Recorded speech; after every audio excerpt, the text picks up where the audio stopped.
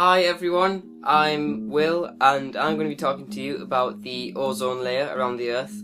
But first we need to understand radiation. Now, to understand radiation, I'm going to explain using this diagram.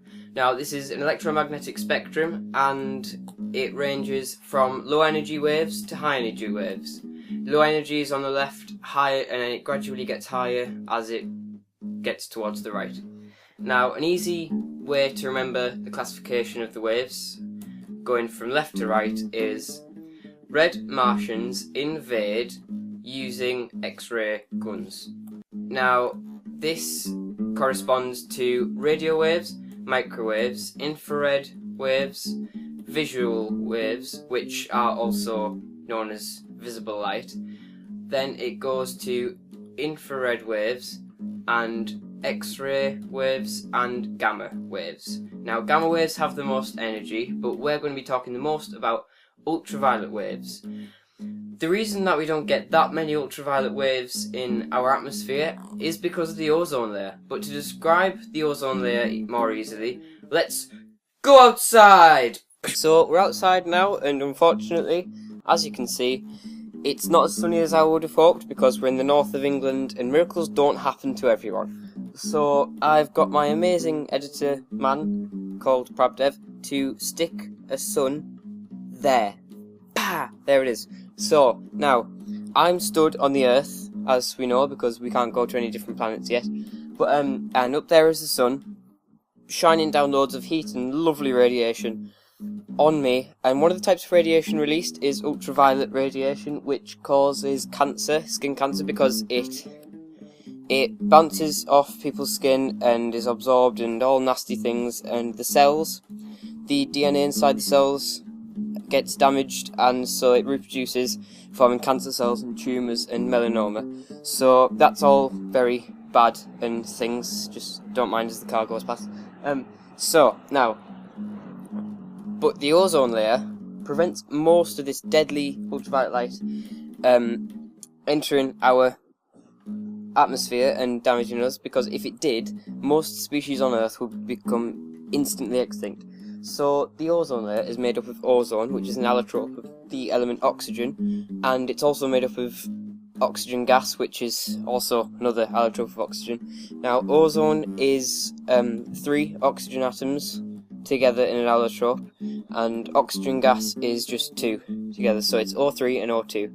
Now, so you have ozone, a layer of ozone around the Earth's atmosphere, and this absorbs ultraviolet light. And to demonstrate this, I'll use my godlike powers to move the sun into the centre, and to bring the ozone layer around here. Right, okay, now, this ozone layer, imagine it is now gone, okay?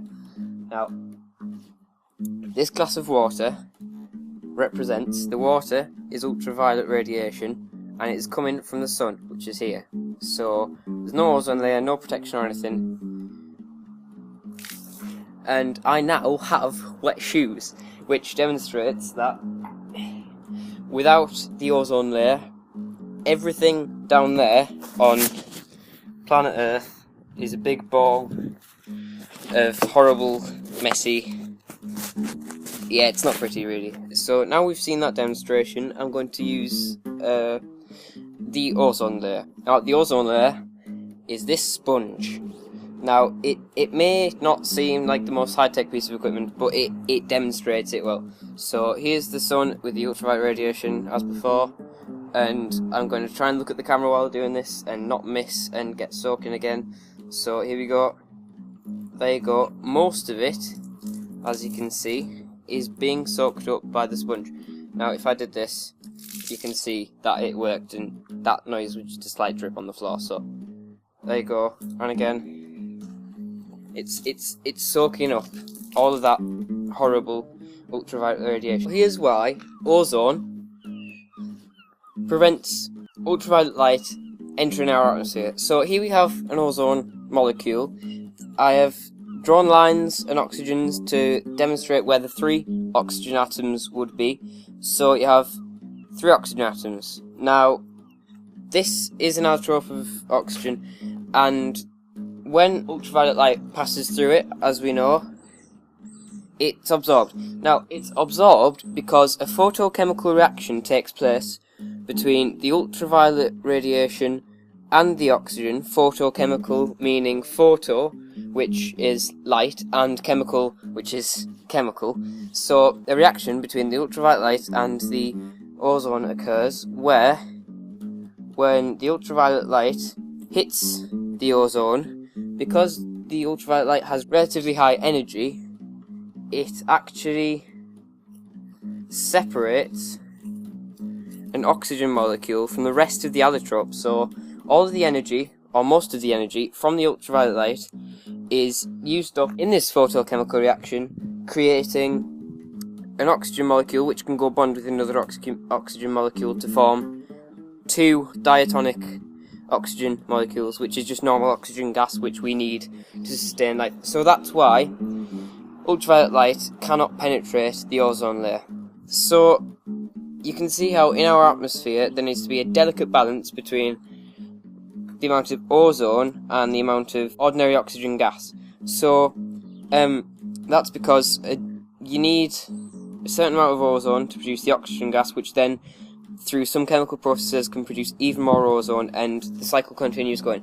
And you can see how this is an incredibly delicate cycle, and that why putting CFCs into our atmosphere, which have now been banned in most countries, is a very, very bad thing for the ozone layer and every single species on the planet Earth. Now, it's a bad thing because ultraviolet radiation, as I've said before, causes skin cancer. It does this by providing a certain amount of energy to our skin cells, which then mutates the genetic information inside the nucleus, which makes the cells reproduce rapidly, which creates melanoma and can lead to death, basically.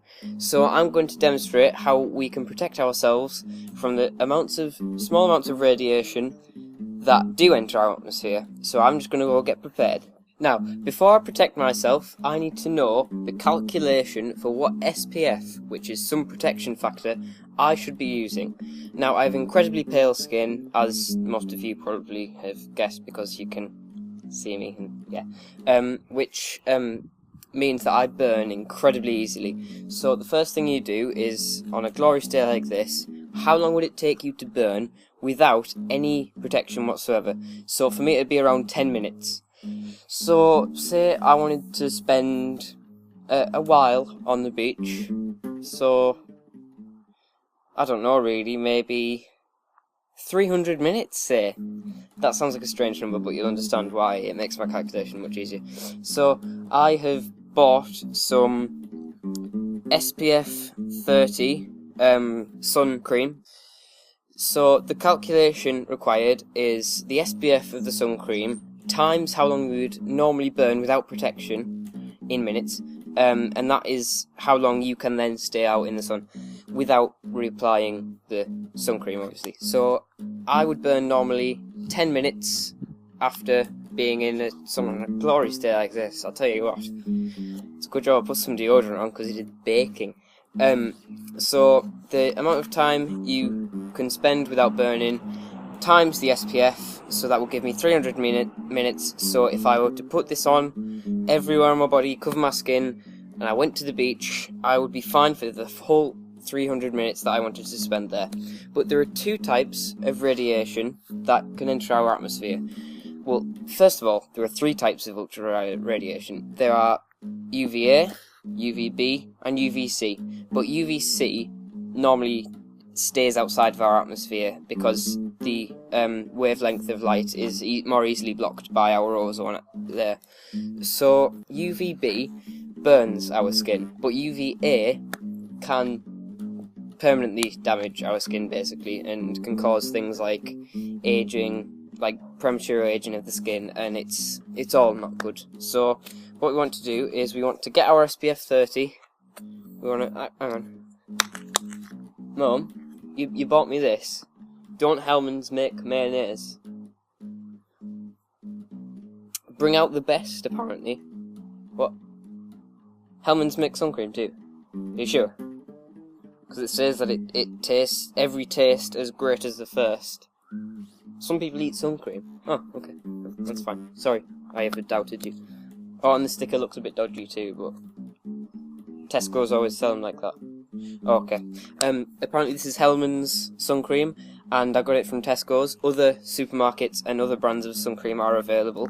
So now I'm going to protect myself from that glaring sun up there. So if it comes out of the bottle, there we go. Oh, I dropped some on the floor, unfortunately. I'll put this here. Now I've got to rub it in. Now, important places to get are obviously the forehead. Forehead's very important. The nose burns quite often. The neck, the back of the neck, tops of ears. Yep. So I can see myself looking fine there. If you have someone around to help you apply your sun cream, it is much easier, believe me. So I'll get a bit more on.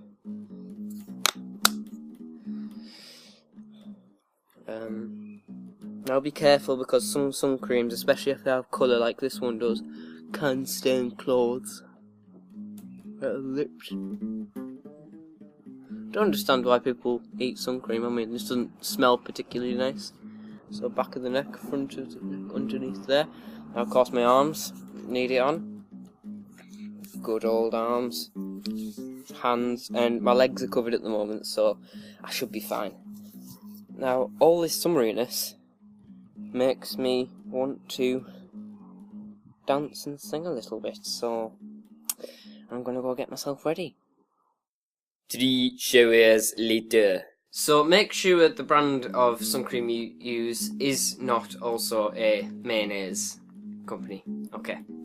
So now skin cancer has increased in recent years because of exposure to ultraviolet radiation, and this is mainly because people tend to use sunbeds more often because everyone wants a tan. Now people with darker coloured skin tend to get skin cancer a lot less often, and this is because their skin colour, if it's darker, dark objects absorb radiation and light, and so the radiation is absorbed deeper into the skin and so loses energy, so can't do as much damage to cells basically. So thank you for watching. Happy learning. I won't hesitate no more, no more. It cannot wait. I'm yours.